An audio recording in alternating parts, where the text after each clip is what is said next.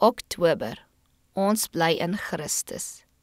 1 Oktober, ons is volkome in Christus. Deur Christus, die bron van die lewe, te ontvang. In hom was lewe, en die lewe was die lig van die mense. Johannes 1 vers 4. Die Here het ruimskoot voorsiening gemaak, dat ons 'n ryke, oorvloedige, vreugdevolle lewe kan geniet.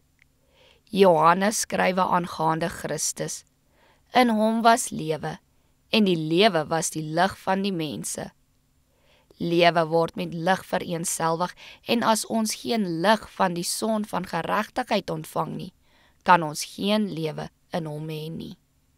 Maar hierdie lig is vir elke siel beskikbaar, en dit is net wanneer ons van die lig onttrek, dat daar duisternis oor ons kom.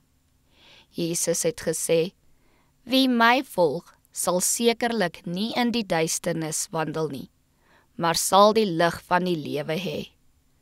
In die wêreld om ons, kan daar geen lewe sonder lig wees nie. As die son sy strale sou onttrek, sou alle plante lewe, alle diere lewe, tot 'n einde kom.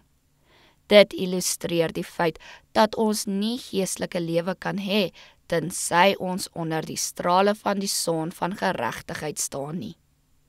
As ons 'n blomplant in 'n donker kamer sou sit, sou dit spoedig verlep en doodgaan.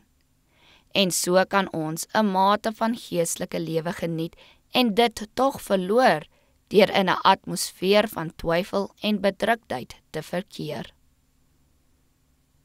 Ons word geroep, soos Johannes, nie om die plek van Christus in te neem nie, maar om aangaande die lig te getuig, om die gedagtes van ander op hom te vestig. Laat niemand wat 'n getuie vir Christus wil wees, homself prominent maak en traag om die aandag van die mense op hom te vestig nie. Maar laat dit sy strewe wees om Jesus te verhoog. Die mens het geen lig in homself nie. Sonder Christus is ons soos 'n lamp wat nie aangesteek is nie, soos die maan wanneer sy aangesig van die son afgewend is.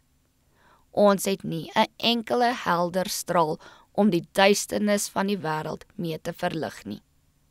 Maar wend ons na die son van geregtigheid, kom ons in aanraking met Christus, word die hele siel verlig met 'n helderheid van die goddelike teenwoordigheid.